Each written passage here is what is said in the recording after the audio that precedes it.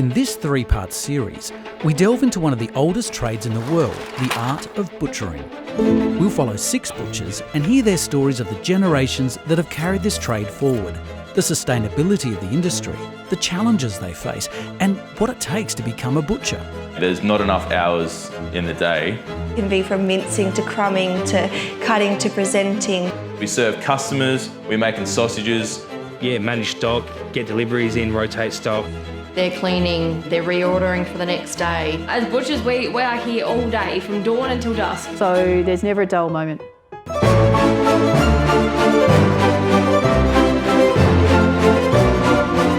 Cutting steaks, we are breaking beef, we're breaking lambs, we're making schnitzels, we're serving customers. One of the pork chops, easy as made.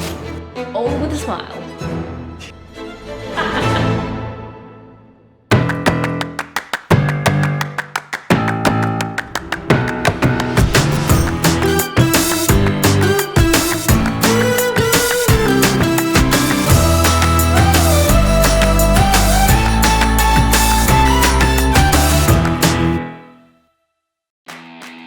In this episode, we'll hear about butchering apprenticeships, the opportunities to upskill and compete, and if you're keen to learn the trade, where do you start?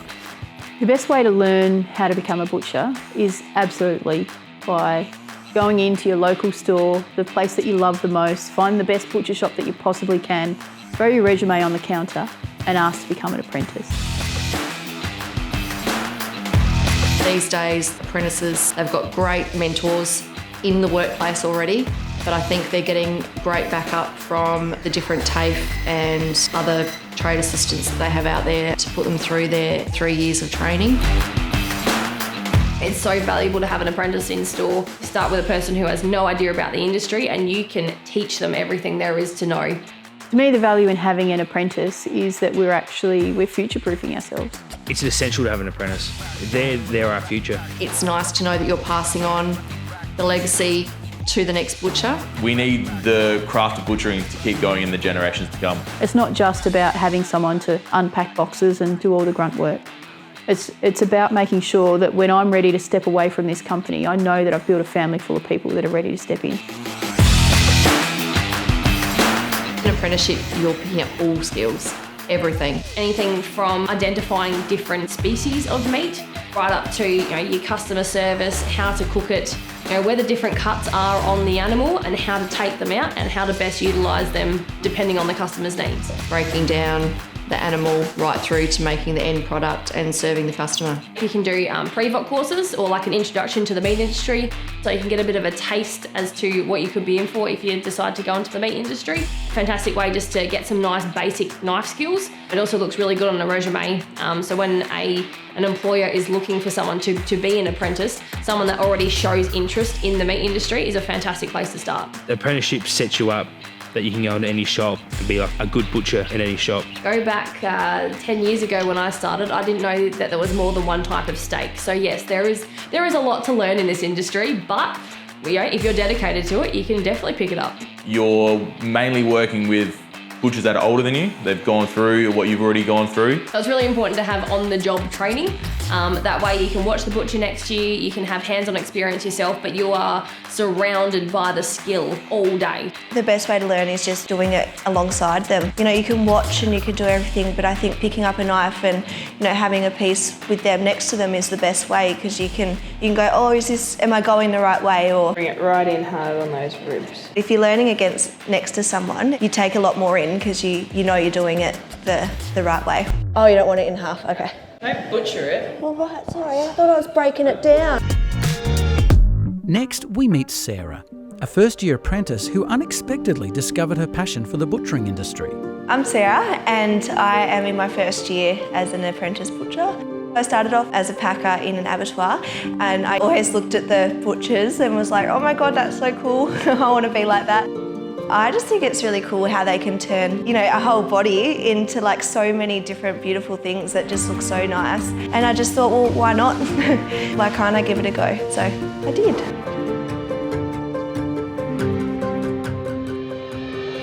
Well, Oh, my life was on Flinders Island. I think over there you fish for your fish, you have your sheep, you have them in your paddock, and I think probably loving my meat is probably a big thing as well, because it's nice to know where you're getting it from and enjoying it. But on Flinders it was basically just the farm, and I was rouseabouting in the shearing shed, so that was really fun as well, and that got me interested in sheep. And at the time I just got a job at the local abattoir, and at that time it was just a job to me. I didn't look for it.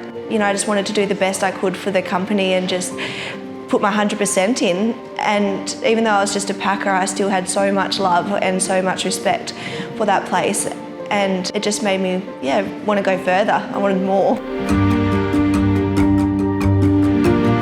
All the way through high school, and people were like, what do you want to do? You have so much pressure on you to know what you want to do, and I didn't do very well through school, so I always really struggled with, oh God, what am I going to do? What am I going to, I want to give my kids something and things like that. And I found this really cool industry to just be involved in. Everyone's welcome and supported. I was applying for jobs, in cafes, but I thought, what do I really want to do? I thought about it and I thought, why not? And just rang every butcher shop pretty much, and just made it happen,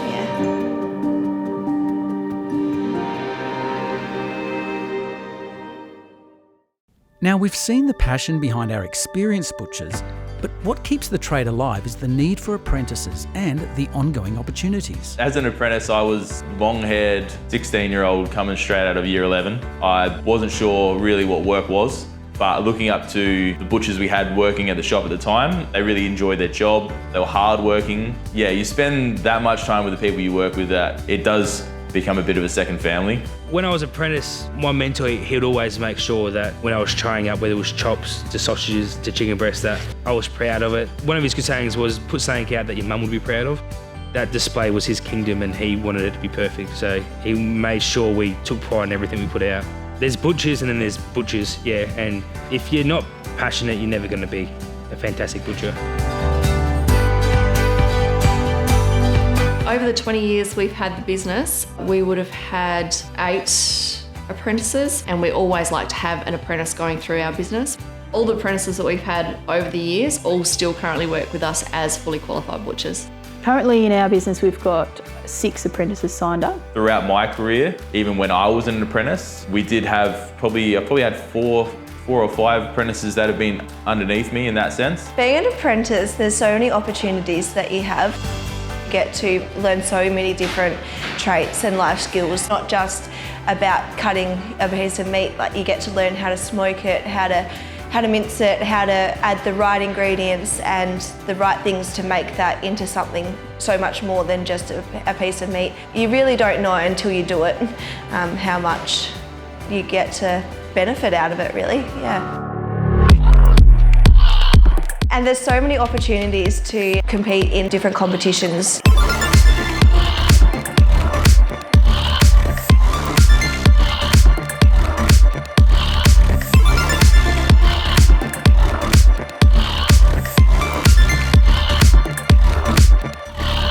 There's a lot of opportunities for competitions and awards through AMIC. You've got your sausage making and your burger making, you've got Apprentice of the Year, and all of those little things mean so much because you're not just working so hard for nothing, like you're getting so much out of it. Apprentice of the Year, which is a national competition. Each state has sends their apprentice to compete, then the best apprentice from each state then goes on to the national competitions. And then you get nationally recognised as the meat industry Apprentice of the Year. Every day it's hard to find reasons to be proud of yourself sometimes, and having something like that is a really big, you can go, I did it, I'm so proud. And it pushes them to use as many of their skills as they can. It's not about being the best, it's about the journey along the way. You pick up so many tips and tricks off other apprentices that are from different stores. It's just fun, it's all camaraderie, it's not a competition as such, it's just a way for young people in the industry just to network. Something to just enter in or be a part of a big community of everyone that's doing the same thing as you and is interested in the same thing as you. If you don't have that connection with your family or things like that, you've got that you can, you can look forward to and enjoy. We all know butchers are known for making chops and sausages, but do we really know the hidden skills within the trade? Butchers do a whole lot more than just cut and chop. I'd say butchers are more like pathologists than people realise, because until you understand how every single muscle on a carcass both works and is placed on a skeleton, then you're not truly a butcher. It's not just porterhouse steak and chicken breast and mince. There are so many other products that we have in there. You'll find gourmet sausages, we have schnitzels, Kievs, lots of different chicken products, seasoned roast ready to go. There's so much colour, there's so much happening in the window. It's not just steak and chops and chicken. Thinking that a butcher is only in there to cut up chops or make sausages or work the mincer. They're continually thinking outside the square, making something that's new. If you come into our store and you watch the people working on the bench, and they can tell you exactly where to put the knife to ensure that you get the most tender cut, or where to cut the sinew off and make sure that they take the silver skin off particular cuts to give you a better outcome. It really is an artisanal skill, and it's one that's been lost throughout the ages through the commercialisation and big companies taking over the commercial lines of meat. We run classes outside of the shop to customers or to anyone really willing to learn. Sausage making classes, baking, curing and smoking classes. This is for your average punter that kind of wants to learn a little bit more about the butchering world and hopefully take those skills back home. Teaching gives me a sense of spreading the goodness of the industry, but the butchering, I really want people to know that butchering as a craft isn't as easy as it may look from the outside. There is a technical side to it and there is a passion that goes into it. There's lots of products that wouldn't exist without a skilled butcher. The whole entire window wouldn't exist without a skilled butcher. Without a skilled butcher, there would be a lot less of your whole carcass secondary cuts. You can't walk into a wholesaler or distributor and ask for very particular, meat cut from the 5th and 6th rib only, or if you wanted a particular part of an eye fillet, or if you wanted, your ossobuco cut to a certain thickness, or you wanted to collect offals or something that is just not normally part of the offering, then it's that customisation and variability that a butcher really offers when it comes to cutting meat.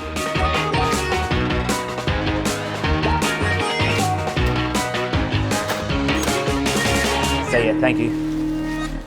Now it's time to meet the energetic Carly, who made the leap from one trade to another, but has found the career she is destined for. All South Australian female pork. Try that out, see what you think. Before I found the world of butchery, I was actually a hairdresser.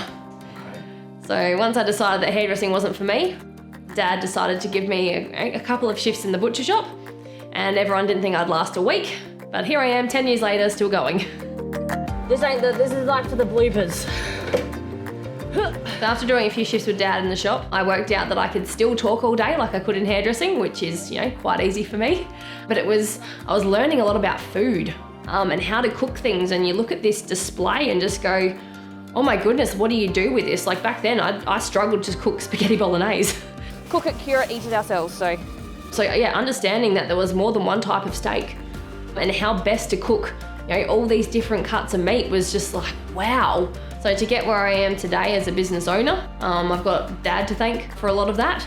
So Dad's been a butcher since he was about 15. He's always been very business-minded, business-driven. I've got the same drive and the same passion for the same things as what he does in the meat industry. It was in my genes. Maybe I was born with it. I get so many customers come in and just have no idea what they want to do, but just by asking the right questions, we come to a conclusion of what they're going to cook for tea. How many people have we got to feed? I've got a recipe for pretty well anything that's in the window, depending on what flavours you like. Like there's nothing more that I love than having a customer come back and just go, oh my gosh, Carly, those beef ribs that you sold me were amazing. I put them in the slow cooker and I did this, that and the other, and oh my gosh, everyone loved it. Like that's just, it's why I get up in the morning. Don't look at the camera. open it. One thing that you'll find in a butcher shop is our own homemade bacon.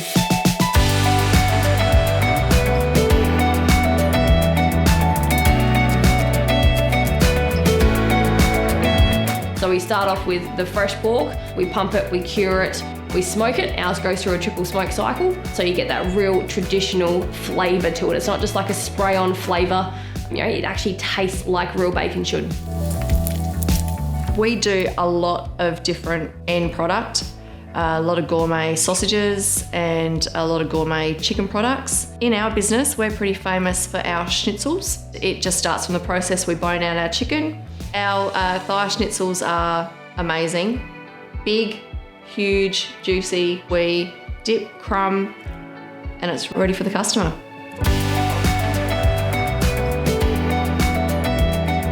Well, so we make all our own sausages in store. We use all trim produced from the beef we break up and the lambs we break up and the pork we break up. We don't try to overcomplicate it. We just keep it simple, stupid. We mince it once through a 5 mil plate. Then we mix in all our dry ingredients and add like ice water to it. Then mince it again. And then we pump them through a sausage filler into natural skins or collagen skins. Tie them up. Start with a good product. Just let the meat do the talking. At our shop, we do a lot of dry aged beef. Starts with whole carcass butchery. We hand select the cuts that go into the dry aged fridge, humidity controlled and temperature controlled fridge. It creates a dry air that forms a crust around the primals. And this just enhances flavorness and enhances tenderness. So if you were to relate it to, say, matured cheese, the longer you age your cheese, the cheesier it becomes. The longer you age beef, the more beefier it becomes. It's a skill, but it's a forgotten skill. We don't want to lose that because that's what butchers used to do. As butchers, we use so many different skills to take, that pig or that cow that's sitting out there in the paddock nibbling away on its grass, to get it to the plate, into the window.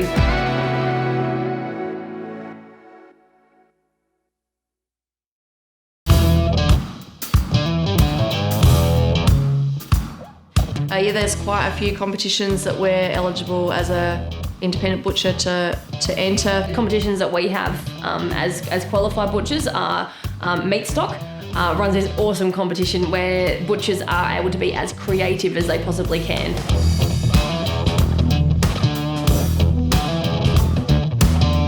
Best burger, best sausage, we've entered numerous ones over the years. Having those competitions as an industry is important because you're not just competing with someone, to win a medal. I think it's more you get so many ideas off other people and you can just take in so much. And I think every little bit of knowledge and advice, it's only going to benefit you. You can never have too much.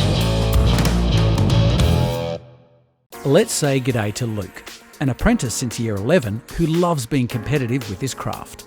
I'm Luke, I'm 28 years old and I'm a qualified butcher. It all started off in an apprenticeship I did straight out of year 11. I compete in butchering competitions wherever I can.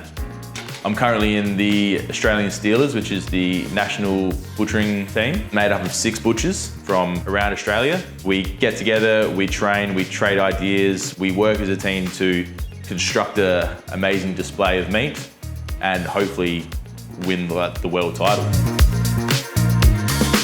In 2018, it was the biggest one yet. It was in Ireland. You could picture a soccer stadium, World Cup kind of vibes. Like you've got the French over there yelling chants, you've got the Germans over there, they're singing in their native language. It's just full on. But somehow you manage to mute it all out and just focus on what you need to do. Became 3rd in the last one. World's best pork sausage, world's best gourmet sausages, most hygienic and safe team on the day. And yeah, that gave us a 3rd place overall. It was a great achievement. You've got so many talented butchers out there and to come 3rd as a whole, yeah, it was a big achievement. Competition within the industry is important because it allows you to network with other butchers from not only in your state, but then you go to a national level and then you can go to a world level. and you bring back things to your shop that you may have never thought of before. I think the competitions can be serious if you want them to be serious. It's just, more about being on the same page with people around you that have the same interests, and learning so much off each other is just, to me, is what it comes down to the most. You're all there to help each other, you're all there to boost your industry. Competitions are great, but as a whole they raise the bar for the industry. They allow butchers from around the world to better themselves and then bring it to their shops and better the shop.